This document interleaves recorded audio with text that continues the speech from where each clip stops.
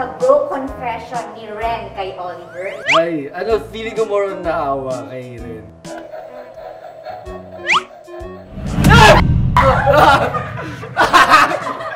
Ano ba yun? Malakas, malakas. Kinilig naman ako kasi parang sarap naman ang feeling na may nagko-confess sa'yo ng pagmamahal.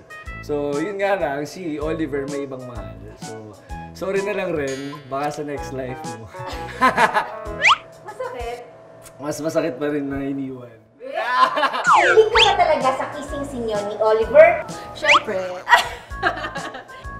Basa kamay ko ah. Hindi ako nagsisinungaling, yung ex ko lang yun. Kinilig ka ba sa kissing scene ninyo ni Max? Yes!